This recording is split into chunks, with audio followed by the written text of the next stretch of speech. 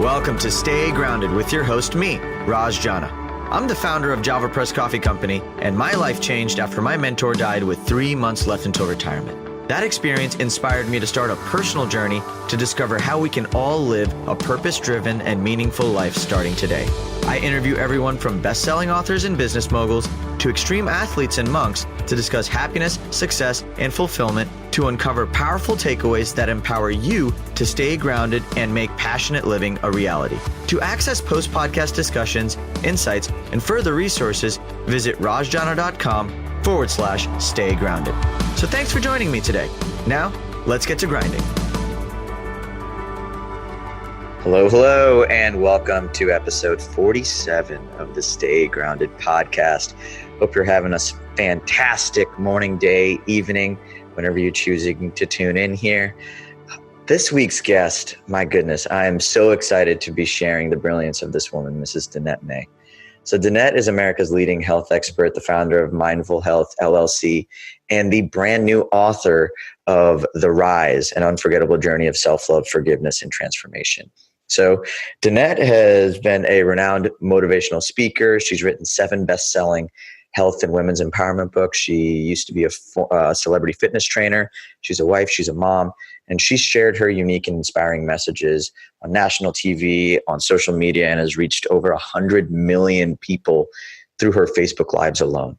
So Danette has literally been in the game helping people from all over the globe create lives, legacies, and transform their pain into something meaningful. And she does this through her own personal story. And the book, her new book, The Rise, it's fantastic. I'm picking it up myself. It launches actually in a couple of days, and I'm going to talk about that in a second. But really, Danette's rise started from rock bottom. It started with her losing her son during childbirth. It started at the same time getting divorced and finding herself with $47 to her name. And it all happened one after another. And there's a reason why this is episode 47 because of this, because I wanted to give this significance. Because what I love most about Danette in this episode and just in general is the idea that she literally transformed her entire life just when she decided to stop being a victim and rewrite her story. And her story is one that goes through the depths of the deepest, darkest places in our souls and accepting it, forgiving it, loving our bodies, our minds, and really embracing the soul's attitude towards what we really want in our lives. And we do that through vulnerability, through forgiveness, through self-care and love, and transforming pain into lessons and fuel. And this entire episode, I was gripping by my seat because Danette is arguably one of the most tapped in people I know. I mean, she has spent so much time sort of in the space of self-love and giving herself room to heal and speak and be vulnerable. And it was inspiring for me to see because it made me want to get that much more vulnerable with myself. I think by seeing others and the way that they communicate with their own insecurities, when you see somebody do it so masterfully like Danette does, you walk away with a whole new sense of appreciation for life, love, and all of the things that we're all going through. Rock bottom does not mean we have to stay there.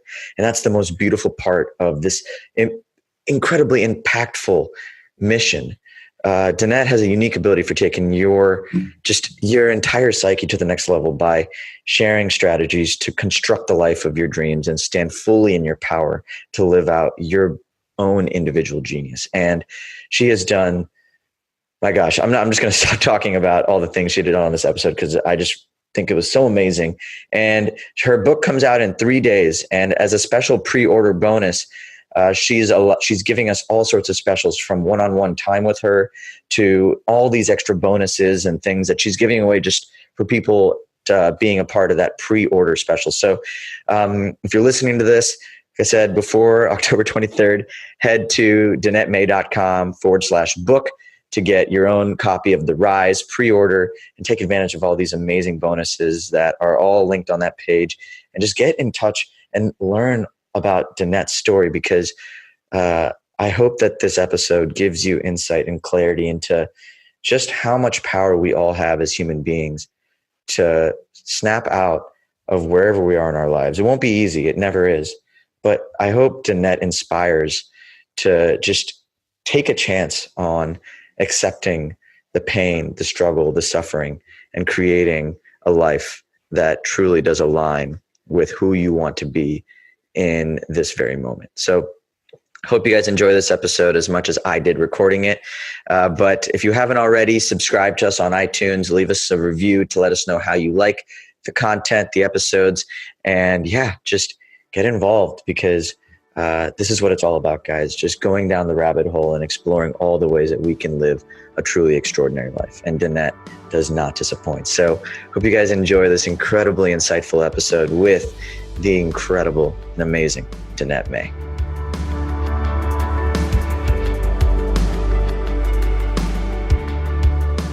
Yo, yo, yo, welcome back to another episode of Stay Grounded. Hope you're all having a fantastic day. Man, I get really giddy and like pretty excited about like all of our guests, but I'm like extra excited today for you, Danette. How are you? Whoa, and I love your intro. Man, I just got like, we were just jamming and talking before your intro, and then now I'm like, I can't wait to hear what we have to say. Yeah, it's gonna like just kind of flow out magically. Not even it's gonna be amazing. But no, I'm super excited to have you here and for us to go down this journey together. We met actually relatively not too long ago, and I remember the first time we met.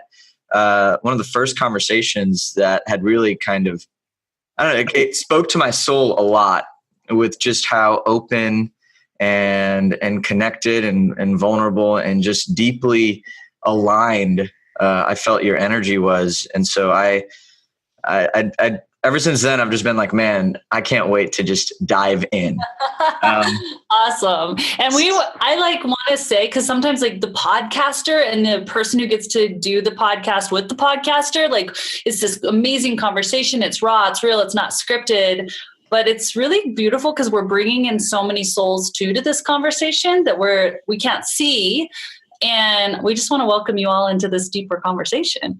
Well, I love that. And so everybody, welcome. You are here with us enjoying this conversation. Totally. All righty. Well, I'm gonna dive right in. So I already introed you and talked about your story. One question I do have for you, Danette, is the power of vulnerability in your own life. And you've been through a lot.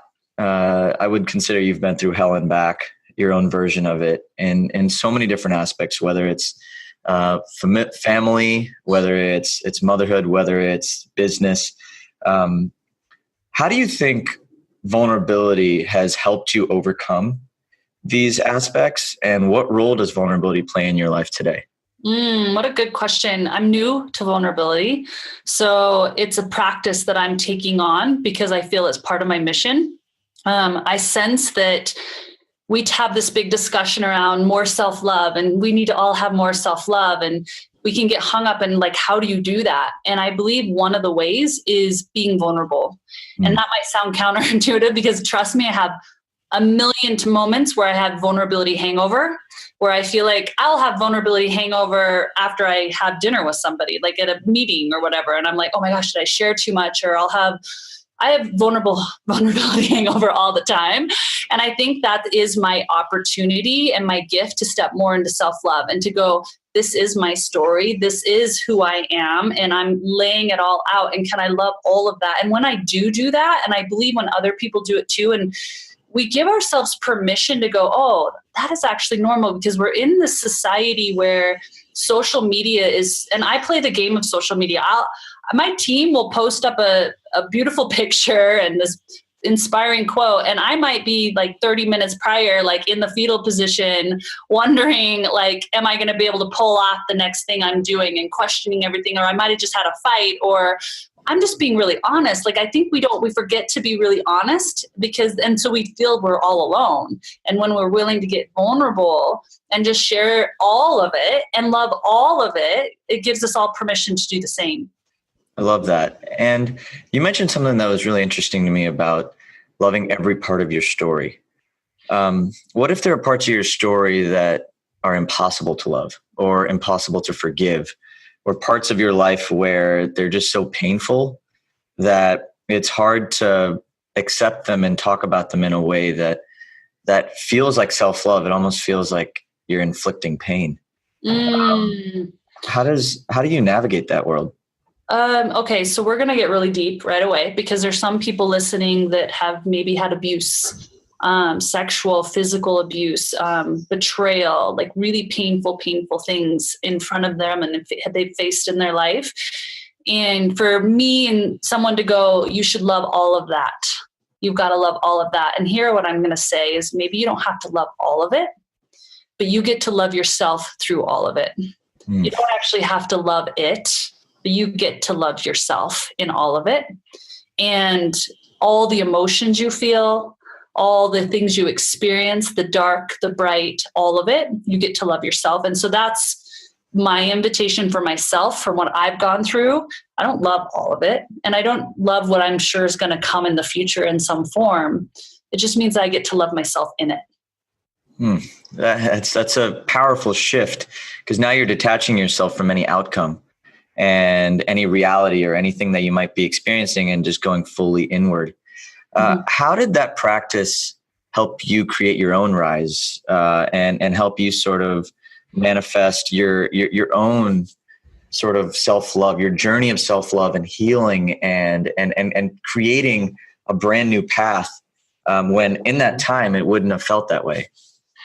Yeah, I call this the gap. I think of the lotus flower. So I'm going to give you this analogy. I love the lotus flower. It's on my logo because what I know about the lotus is it's revered in many countries around the world. It's revered as this beautiful, beautiful flower. But when you look at this flower, it's different than other flowers. And the fact that it doesn't actually grow in just soil, it doesn't grow like on a beautiful surface. It grows literally in the mud and the muck. And this lotus, to get its beauty and its growth, it actually sucks in the nutrients from the mud and the muck to grow. And there is a gap of this sucking in all the pain, all the nutrients, like my mud, my muck, your mess, your mud is your nutrients. And it's like the lotus, you're sucking it in, and there's a gap where you're not seeing a lot of fruition, a lot of the beauty of unlayering you into your beautiful lotus and who you're becoming. So I want to kind of talk about that gap, because I think we can go, okay, and in my story, I only share my story because I want you to find your story and my story. And I feel like if we're vulnerable in all of it and really share what's going on in this gap, because a lot of times we hear, oh, this trauma happened, now they're here. What the heck happened in here, right? Yeah. In this gap, in this phase between. And to me, that's where the vulnerability, that's where the juiciness lies. And that's where the truth telling gets to be had. So when you say truth telling, I'm going to assume that means radical honesty and being radically honest with yourself. Yes, absolutely. It's actually chapter 1 of my book, because I believe it's the first step in your rise. And also I want to quantify, because this is what gets a lot of us hung up, is like me sharing my truth doesn't mean it is the truth. It just means it's my truth. And our only job as humans is to live in our truth, in whatever that moment is. And to me, that's alignment. Because when we talk about alignment, a lot of us in the spiritual world can be like, oh, I'm in alignment. And when I'm in alignment, things are flowy and I'm in ease and things are moving. And I'm like, I don't actually believe that. I actually believe that I can be in perfect alignment in my mud and my mess, in my uncomfortable, because I'm just living in my truth. And truth, your truth, is your alignment. So truth is literally like the one cologne that you just can't get rid of.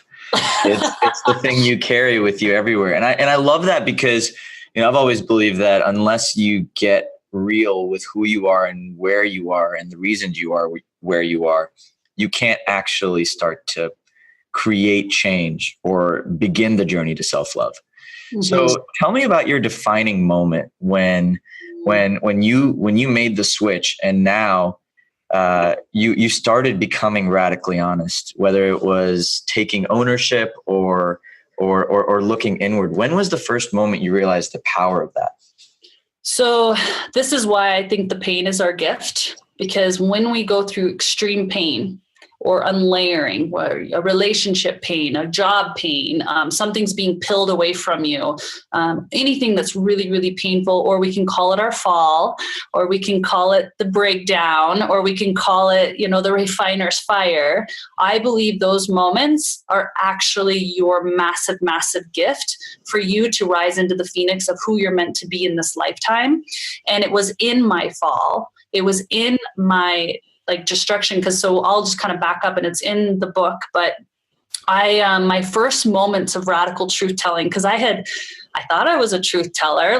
I didn't lie, but the problem was I wasn't really honest about my current relationship at the time. I wasn't really honest to the things that I wanted to do or I wanted to express in the world. I was living in the box of what my parents had wanted for me, the religion, the ideas, the paradigms. And I was following suit to just be the good girl, and which was leaving my soul screaming. But to keep my soul down, I had to just kind of pretend it was my truth. Does that make sense? Yes, it does. And my son, I was pregnant with my son, and I remember specifically I was rocking in the rocking chair, and I was, wanting to feel him kick, and he was going to be due in a few months, and definitely in a space where I could have had him and he would have survived, been a preemie, whatnot. And I had this impression, something's wrong. And I was alone. And so it was quiet, and it was literally those voices on your shoulders. One voice was something's wrong. The other voice is you're so paranoid, you're making this up, and he's just sleeping. And I know now, I didn't know in the moment, but what I did is I just got up and I went and did the dishes. And the reason I know now I did the dishes versus going to the hospital is because if I would have listened to my truth, which was something is wrong, and acted on it, I would have had to then unravel the truth of everything going on in my life. And so that's a hard example that the universe, that I was gifted with, right? And long story short, I lost my son. And, it was in this fall, in this pain, then everything was unraveling even more than in my relationship, because that is your gift. Because then I was down, right? I'm I've lost my son. I feel like I'm a whole new woman. I can't even get out of my bed. I'm depressed. I don't even know who I am. It's almost like this opportunity to be I don't care anymore. I don't care if I'm pleasing you or you. I don't care anymore. And so that is your gift, is that point, because then you can start to go, maybe I'm going to start listening to myself for a minute, because I don't care about anybody else right now. I could barely care about myself, but it's like those people that talk about stories. And that's how I also turned into $47 to my name. But I've heard other people are having no money was actually my gift, because all I could do was rise up. And that was really where I was. Going through a horrific divorce. All these secrets came out, and found myself as a single mom with $47 to my name that we found through couches and drawers in the house. And was now what? Now everything that I was trying to be projected into the world is wiped clean. So now what? And that was really my opportunity to transform and to change what was the truth of who I am. So most people wouldn't look at that as an opportunity. I know. They would look at that as a pity party, and rightfully so. I mean, you're going through hell. And so it's a lot easier to blame, why do you think you wanted to take ownership in that moment? It wasn't even a moment. So that's one thing I do want to be clear, is that there's some of us, and not to say that there's not others, because there's others that in a moment they'll receive information from divine source and they rise up in that moment. They stop from taking their life or whatever comes. And for me, it wasn't like that. It was moment after moment after moment after moment over in a long extended time of showing up for myself, then feeling down, showing up, feeling down, I literally described my life at that time being shoved in a washing machine, and I couldn't get out. And I'm spinning with bubbles, and I can't breathe. And one minute I'm getting air, and the next minute I'm going under. And, one thing that held on to me was, and I don't even know why, I feel like he's my angel, is Napoleon Hill's quote about out of chaos comes equal or greater good. And that was one quote. For whatever reason, I was once I get out of this washing machine, I'm going to dry myself off, and I'm going to let it rip. And that's just how I felt. Do you feel your body had wisdom that you were ignoring for a while? Ooh, you haven't read the book? I haven't read the book. You're No, so I really haven't. Oh my gosh. Now I really want to read the book, but. Oh my gosh. Okay, we're going to get juicy for a minute. And it's funny because I've been on a couple podcasts recently and I never once shared this with anybody but a couple girlfriends. And now I shared it in my book, and now you're totally bringing up without reading the book, because a lot of people are like, how do you listen to your intuition? Like, how do you know it's not ego or it's intuition? And I'm like, listen to your body. And I use this example because in my first relationship, so I'm just going to be so vulnerable, and I probably will have a vulnerability hangover as soon as we get off. But I feel it's important that we have these conversations because I think this is happening in everybody's body in different ways, right? So I'm going to give a few different examples. One being a very vulnerable one for me is in my first relationship. So I hadn't had any prior sexual relation before marriage, so I had no reference point. I had saved myself for marriage. I was like living into the world of what was, brought into my life. Right, and that being one of them. And I remember like sex was so painful for me. To the point where I can count on my hands how many times I had it in 10 years because it was so painful. And I went to doctors and tried serums and they were confused and I was confused and I thought I was broken. And the whole time my body was trying to tell me I was in the wrong relationship. And I wasn't listening. I was thinking something was wrong with me, and people's bodies are constantly talking to them. Foggy brain, can't sleep at night. That's like letting you know you're not living out your purpose, letting you know there's something more. I can't focus on this crap anymore. I have to focus on something else, because when you're in your passion, you feel like you drink 50 gallons of coffee. Yeah. Truly, it's like there's a night and day difference. And then people with lower back pain, they're suppressing anger, right? There's so many emotions tied with everything that's going on in the body, and the body will communicate right to you. I've had an employee that I had hired, and now I'm so in tune with it, she came to the house, like we thought she was amazing, came to the house, and I had like double over pain in my abdominal area. Now, when you have pain in the abdominal area, obviously you could look and see, because if you twist your ankle or something, that's totally different. But I was like, this came out of nowhere. That means you don't feel safe. Like your soul is letting you know, I don't feel safe. Something's not right here. And I honored it and listened to it. And we found out later there was some non-safety stuff going on. She wanted to get into our home. Like, it's amazing how the body will communicate to you what's going on in your life, and your masculine side and your feminine side, if you're willing to listen. Why do you think your body has so much wisdom? Oh, I think it's the way your soul can communicate with you, because you're in this meat suit. You're like going through life. And I really believe we all have a soul, and we all have souls that are communicating with us, whether you want to believe it or not. And we're meant to live out our soul's expression. But yet we are raised in certain homes, and we have certain things that happen to us, which all create this different belief system in our conscious brain. And so the way the soul can communicate is through our body. And that's one way to get your attention. Now, the fear of losing everything is a reason why people don't want to listen to their bodies.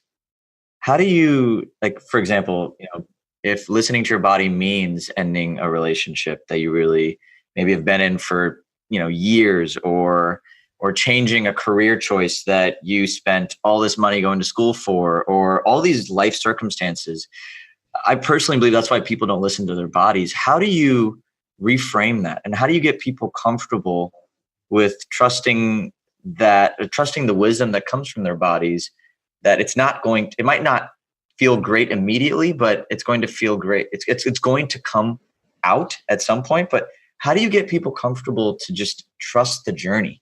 Yeah. All I can do is be an example, because I've been in both sides, right? I literally cannot believe my life. And it doesn't mean it's all rosy, but holy cow, is it 10 times? Like, I feel like I'm living my best life now, and I feel so happy. And And I can only do that. I can only live into my fullest expression. And because there's been so many people before me that have done that and given me hope that it's possible for me too. And I mention those people's names in the book. And the thing is if you're in that state, I've been there. Like I was married for 10 years, knowing from day one, actually, like I mentioned in the book, I had feelings. We went to the marriage certificate courthouse and I made us turn around. And then we went back to go do it. Like, who marries a girl like that? Like, why are you so nervous to go get a marriage certificate?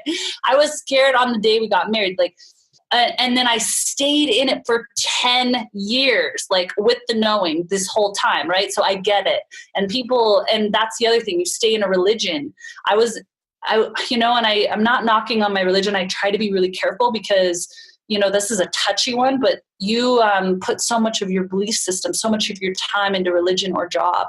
And then you realize, actually, I've been making it up that I believe in this, but I don't really believe this anymore. And can you honor that truth within yourself? And it's scary. It's so scary to get a divorce or to leave a relationship that you put so much time and value around and energy. Same with job and religion even. And these are bigger ones, right? These are the bigger ones. And we all get faced with, and that's why number one is radical truth telling, because you don't know what's around the corner of your radical truth telling. You don't know what's around the corner of your soul's journey, but I can promise you, and that's all I can do is promise you that you'll never go wrong on your soul's journey. You just never will. And when you get to your dying bed, you're going to be so grateful that you just listen to the call of what your soul's asking you to do. That is beautiful, Danette. Thanks for sharing that. I want to switch topics a little bit, and I want to talk about forgiveness.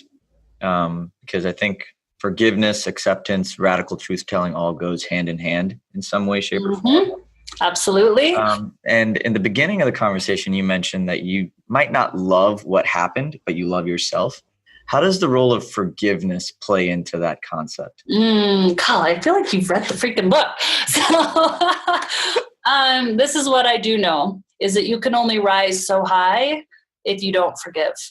And it's been a journey that I've been on, and really just recently, probably in the last 6 months to 8 months, have released some cords. And all I can describe it is you're rising, you're choosing the people you're surrounding yourself with. Maybe you're leaving relationships, maybe you're stepping more into your soul's call, whatever that is, but you're still holding on to resentment or anger towards someone or something in your past, right? And I was living that.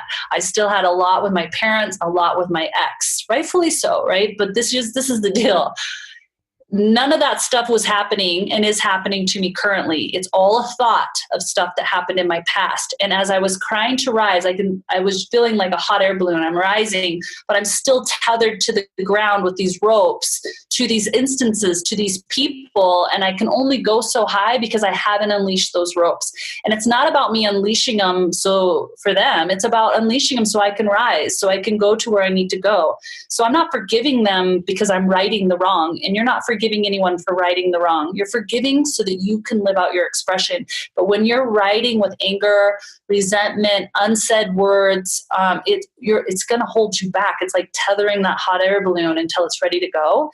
And I know this for a fact because I've been working on it for 5 years, like so much. And I share the journey in my book. And it's interesting when it just happens, it happens. At least for me, that was one of those moments when I was gone after years and years of working on it. And I have to tell you, my life and my abundance, my relationship with myself, my happiness, even the way I look, like even physically how I look is affected by my willingness to forgive. Do you forgive every day? Oh, yes, right? Because you're going to just get more example in your life. But there's usually one or two really big ones, right? Where maybe you've been hurt, sexually abused. Those are the big ones in my mind. I mean, the little ones are wronged by an employee, and maybe they'll feel big to you. I mean, we can't label them big or small because if you're feeling it, it's what it is. But I do find myself having to forgive a lot. And if you're in a relationship, you're going to have to use that forgiveness muscle all the time. Yeah, because we're just imperfect humans doing the best we can. And we all have our past stories and triggers. And people are going to say dumb things and you're going to say dumb things. And it's just really important to go back to love, back to forgiveness. Those to me are smaller ones, because it's like, ultimately people don't mean to do mean things. They just do stupid things sometimes. Thank you for that, by the way, because I always feel like, I'm constantly having to forgive a part of my life every single day. And I feel like there's a part of me that feels like I either am not getting the message or I'm having to repeat it because the message needs to be louder. So it's comforting to hear that you're going through similar things. I want to ask you, let's go back in time to when you were at seemingly rock bottom. If you could go back as a friend now to that Danette, how would you treat that friend? How would you communicate with that friend? And how would you support that friend? Because I think we all have people in our lives that are going through really, really, really tough times. And I think the biggest problem we have is we don't know how to communicate. We don't know how to support. So how would you go back and support yourself from a third party perspective? I think this is a message for me today as well as it was back then. I think the same message is the same no matter where you're at on the journey of the rise. And that's the meaning of the rise, right? You never really arrive, and it doesn't even matter where you're starting. We're all doing our own rise. So I feel like the message truly would be the same.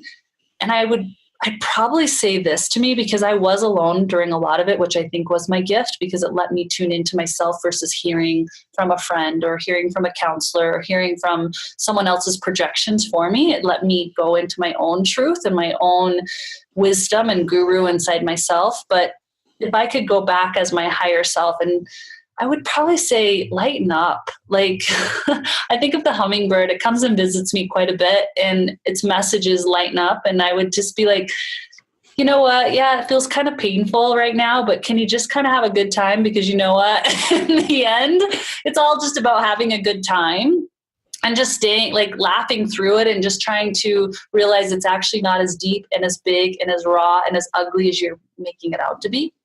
Mm-hmm. What are the different colors of happiness for you? Does it always come from laughter, or do you find happiness in pain? Or do you find happiness in forgiveness? Like, what are the different colors that show up in your life? Wow, that's a good question. And I love, because some people probably see colors when they think of their happiness. I love that question. For me, I think I'm going to change the word happiness to joy, because happiness to me doesn't feel as deep. It just feels like, oh, I had a funny joke, or I'm having fun at a party, or meeting you. Like, that's happiness. But joy for me, like, that's what I'm seeking. And to me, joy is, and it's not even seeking. It's because I don't even have to find it. It's in all of us. Like, I don't need to seek joy. It's in me. It's just joy for me is making a choice for me that works for me.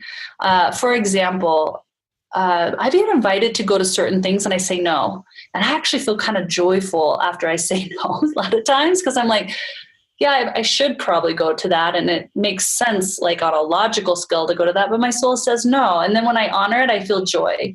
When I'm out in nature, oh my gosh, that's like joy for me. Like, I can just go step outside this window right now, and that's like complete joy for me. Sitting around ancient tribes and getting invited to go into ancient circles of tribal groups, different parts of the world, that brings me so much joy. Laying next to my little girl and hearing her funny stories brings me joy. I mean, there's so many levels, and I think joy is for the taking. Smelling new shampoo gives me joy. I mean, it's like sex gives me joy. I mean, there's so many things that, and I think it's just really the offering is, can you find the joy in all of it, or can you find the pleasure in all of it?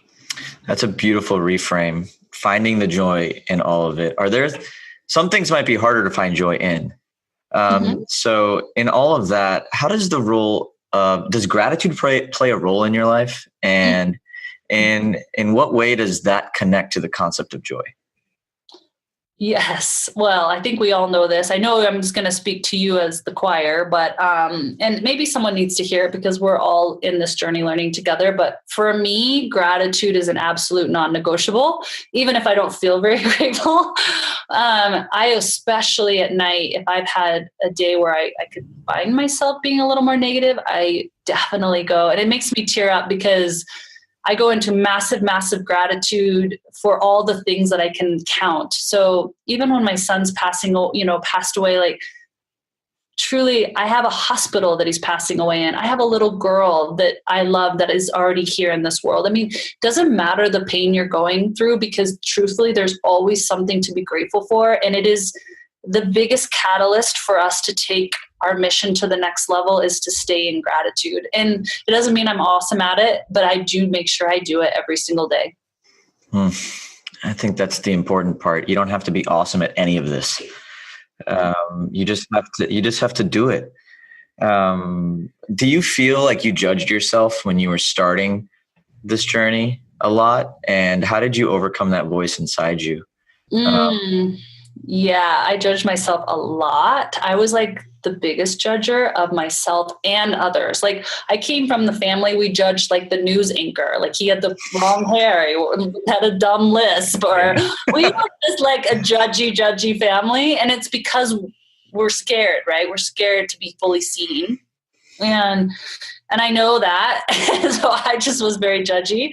And so one of my chapters is called Enlightenment in a Bikini, because I was trying to move myself out of this judgment. And I had judgment around girls who wore bikinis. I'd never worn a bikini or high heels at this particular juncture of my life. And I judged those girls, especially ones who did fitness competitions, shallow. So I knew it was my offering.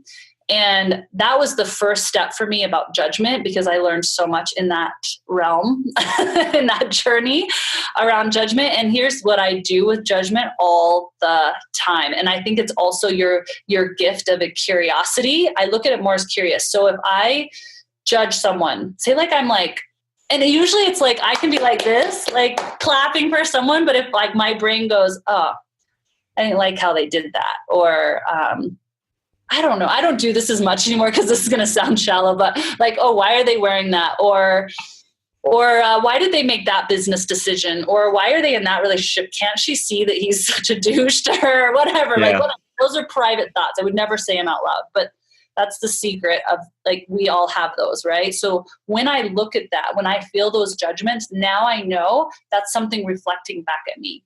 So for example, if I were to judge someone in business, I have to ask myself, where in my business am I not stepping in more? Because I'm obviously judging something, but where are they stepping in? I'm not.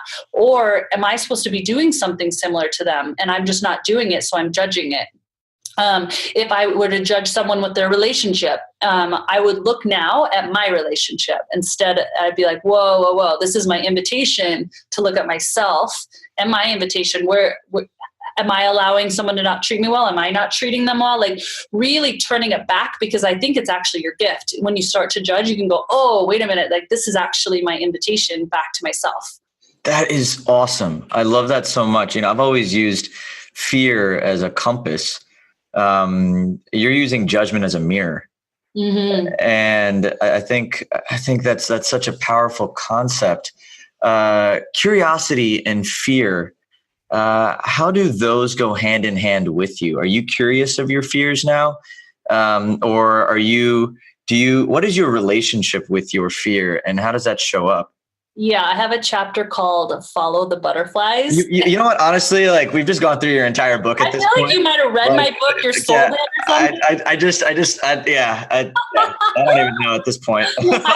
I already knew. I have to tell everybody this. Like when I met Raj, I knew him. I don't know if he felt that, but I knew Definitely. I knew him. And I'm like, I know now. I really. But I'm sure there's more to unlayer. But called Follow the Butterflies. So for me, this has changed my paradigm around fear. So for me, fear kind of lies in my belly. Like, you know, when you feel like the butterflies in your stomach, maybe you kind of feel like tenseness in your shoulders. But it's like it's curious, but it's creating, like, if you get a thought or you're like, oh, I'd love to put that on, but it creates these butterflies. As soon as I feel those, that's my invitation to follow. So then I go, okay. And I change it. I'm like, okay, I'm going to follow those butterflies. And because butterflies are beautiful and cute. And then I go and be curious down that road. And that has opened up my business world. Because I think a lot of people, when they want to interview me or have me speak, they're like, how did you go from, they want to know the money, because most people do, like $47 to an 8-figure business in 5 years. Like, how is that possible? And I would have to say I followed the butterflies. I did the work, I got honest, but I followed the butterflies a lot of the time and really stepped into fear. I'm scared all the time. Truthfully, I'm scared a lot. And I just have to kind of laugh at it, because it's like, I'm just honoring the butterflies. That's a fun way to, it's a fun relationship when you look at it in that light. Mm-hmm. It makes a playful relationship with something that most people associate like nerves or a negative emotion with. I mean, I've always believed that fear and excitement is the same exact energy. It is. It actually physically is. Scientifically, it's the exact same cellular response in your body. Yep. And so whichever nosedive you want to take, you can take whichever route you want. It's all your story. Mm-hmm. So let me ask you this. I have a couple questions. Actually, I have like a book full of questions for you. But an immediate question that comes up for me is, you have this very playful way of taking emotions or looking at the glass half full. How do you use storytelling or your own version of your story, or the way you believe your story is written out, to sort of manifest these emotions? Because you came from a place like, I mean, like, and I ask this because, you know, with me in my life, I've always felt like if I believe my story is supposed to be told a certain way, I start acting a certain way, and the emotions guide me then. So how does your own story play a role in where you're going? And in that regards, how does it show up in the way you live your life every day? Well, let me ask you a question, because I want to make sure I understand what you're going for. So for you, you play a story in your mind of where you're going, and then you watch yourself. So kind of like visualization, but it's a story in your mind of how you're going to be in the world and who you are in the world. Is that what you mean? And then you start to go in that direction and it just manifests. Is that what you mean? Yeah. And it's not even about visualizing where I'm going to go. It's just visualizing the person I want to be. So it's almost like, yeah. So it's like my story and how I show up in my story can be whatever I decide that to be.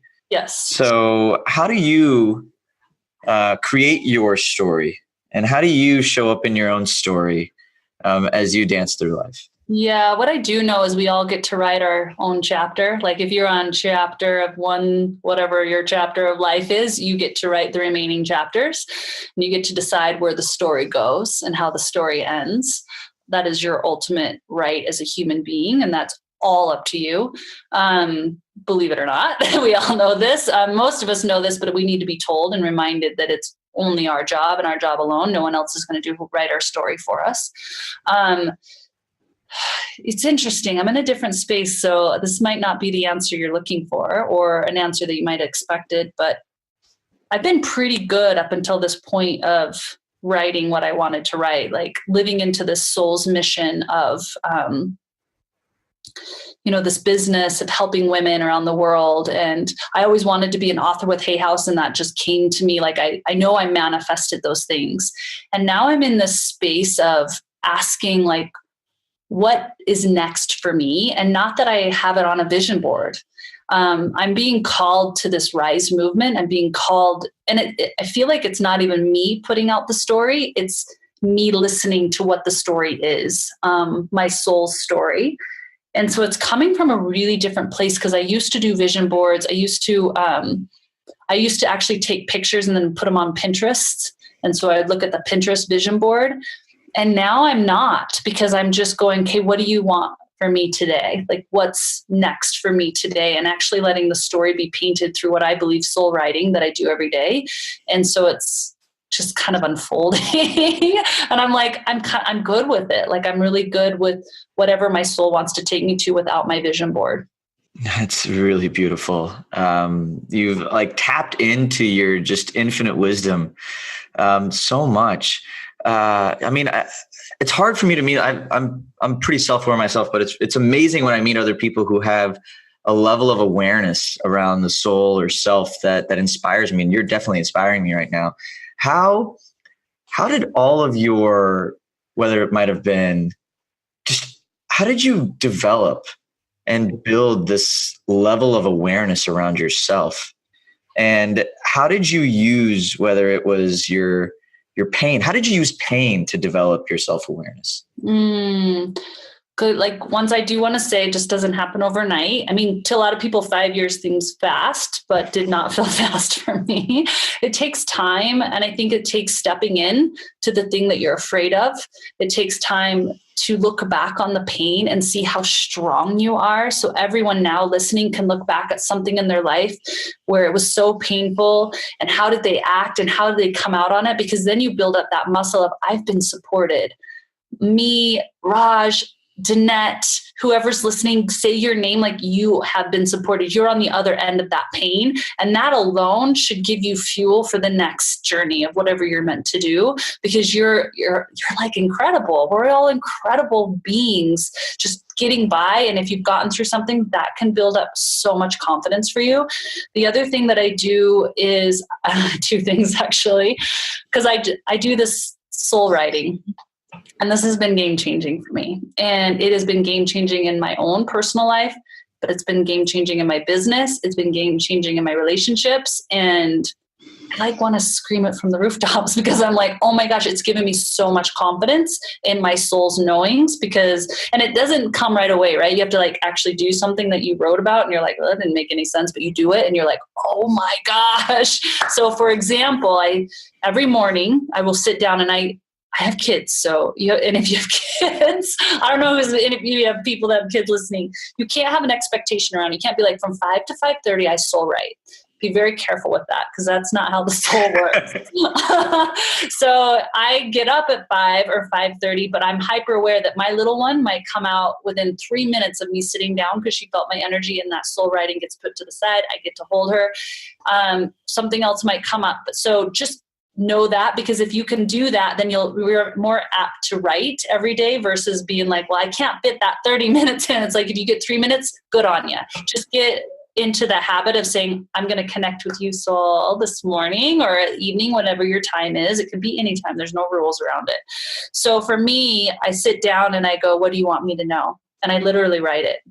And I have just sat for a minute, and then there's no judgment. You just literally write whatever comes out of sometimes it feels like writing diarrhea. You're like, what is coming out of me? And then it'll just get deeper and really pinpointed to something. And you just keep going. You don't even look at it. You just keep going. And then when you go back, you can look at it and be like, and you'll notice writing changes. Your signature, the way you write has changed. So I've done this, and so I might ask specific questions, maybe something in business, maybe about an employee, maybe about my daughter. And I have received insights about my child that when I went to her, I was like, I don't know, I felt called to ask you about XYZ. And she's like, how did you know? And it's helped her, and it's helped our relationship. And I was like, I don't know how I know. And then another one, it's a business one. I was doing soul writing, and it was make ads, literally wrote out, put ads to live Facebook. And this was back when live Facebook no one was doing live Facebook at all. And just a few people. And I was like, do ads to live Facebook. And I went to Craig, and then I went to the team, and I'm like, I wasn't even lit up in my kitchen. I was like, I'm going to make a smoothie. I'm going to film it live, and you're going to run an ad to it. And Facebook ads blew up our business to now this 8-figure business, right? Our email list, I think, went from 100,000 to 1 million through this. And it was literally through soul writing. And I would have never thought of that, right? It was going back and being like, okay. And so that has built up so much confidence in me. You can see how I'd be like, oh my gosh, I just get to tap in. And this is for everyone. There's nothing special about me. It's just my willingness to do it, to just do the work, to write. And even when I don't feel like it, and to just see what comes up. And some of it's just crazy nonsense. And some of it's oh my gosh, I don't know why I'm feeling this. And I go to the person, I'm like, I'm supposed to ask you about this. And they're like, how did you know? I really needed you to ask me about this. Oh my gosh. I'm going to steal that and totally start. I want everyone to. It's not even mine. Like, yeah. I love that so much. And I think this goes back to the fundamental idea that we have the answers within us. And it's usually our brains or layers and layers and layers of clouding and shielding and parenting and religion and upbringing and circumstances and jobs and careers and mistakes and everything that just sort of clouds that judgment. And the more you begin to actually try and peel back the layers, the more wisdom you get. And I think that you are brilliant. By the way, I just love everything about you and your mission so much. So I want to flip the script now back on you, and I want to ask, tell us more about the Rise. Tell us about the Rise, what it is, what it means to you, and how we can all support you on your rise. And because you've literally you've supported so many people just by being your authentic, true self over the last hour, and I just want to repay that. And so, well, thank you for giving me this chance to share with your beautiful followers and for who you are, because you lit me up. And like I said, like I felt so connected to you from the moment you sat down next to me at the table at that mastermind. Yeah. But the Rise truly is this invitation. And I'm speaking to women because I feel I'm particularly called to women, but I do know that men, there's no difference. And as women rise, men rise as well. And as men rise, women rise. But it's this time where women are coming together in a new conversation. We're coming together to say, I see you. Beyond all the hair, the makeup, the clothes, whatever you're doing, I see you. And we're here to step on top of our stories now. We're here to use our voice, claim back our truth, and support each other in that. No matter what you look like, whatever you believe, whatever your political views, we see each other on a soul level, and we rise up into our fullest expression. I truly believe every single human wants to live out their fullest expression. Whether they know what it truly is or not, they want to make sure they live out their fullest expression. And we all want to be loved and we all want to be seen. And now is the time. Now is the time more than ever to rise up in wherever you're at on the journey and to truly start seeing others and see yourself. Oh gosh, such an important and needed message in 2018. How do we pre-order the book? How do we get involved? So I do want to say, when you pre-order, you get all these bonuses, because I recognize you're like stepping out in faith to go. So I made sure that the bonuses were worth $200, so that even if you didn't like the book, which I think you will, that you got more money, your value more than the book cost. So they're shipping it in every bookstore, but they can just go to danette.com/book. And when you pre-order, and this is only for pre-order, you're going to get a 3-day meal plan. You're going to get a 1-day detox. You're going to get a full hour coaching session with me where I go through each chapter and help you start rising where you're at now before you get the book, and a meditation that I do to visualize and manifest my dreams. Oh my gosh. Well, I'm definitely going to take advantage of that so I can get all of that, even if I'm not a girl. Yeah. Well, you know what? Men have been reading this. I just was on a call with Reed Tracy, CEO of Hay House, which, he gets a lot of books through authors, and he read it and he's like, it's good. I couldn't put it down. And my husband said the same thing. And I was like, that is so funny. Like, my husband's like, I can't put it down. Amazing. All right. Well, I'm sold. I'm sold if I had to be sold. But Danette, oh my gosh. Again, I want to thank you for opening up the way you have. I have one last question for you that I ask all of our beautiful guests. And that is, in the midst of everything you've been through, from where you've come from to where you are to everything you've accomplished, how do you stay grounded? Nature. Nature is my source. Nature is my reminder and my remembrance. What does that mean? Nature grows no matter what. Nature does its thing. Every plant, every tree has a different look, a different size. They're all different and unique in their own way. And so when you step out into really seeing nature, you're reminded that you're no different. and that you get to grow wherever you're planted in whatever way you look, whatever way your leaves colors are, and just do your part. Show up in your growth, show up in your rise. Man, I want to go take a stroll now. Yes. You just made me look at all the trees outside. I was staring at these trees. No, that was beautiful. Danette, again, thank you so much for being here. I can't wait to follow your rise, be a part of your rise, and I know everyone listening is just as excited. So thanks again. Thank you so much, guys. Yeah, but everybody, that is a wrap for this week's episode of Stay Grounded. I am your host, Raj. This is your friend, Danette, and from us, stay grounded. We'll chat with you soon.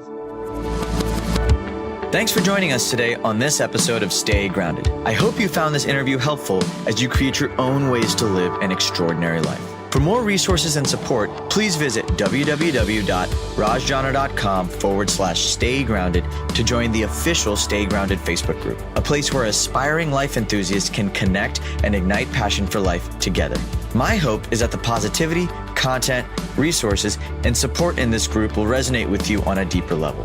That what you hear in our podcast, read in our thoughtful posts, or learn in our courses will empower you to live with intention, uncover true purpose, and challenge the internal dialogues that stop you from being who you really want to be in your life.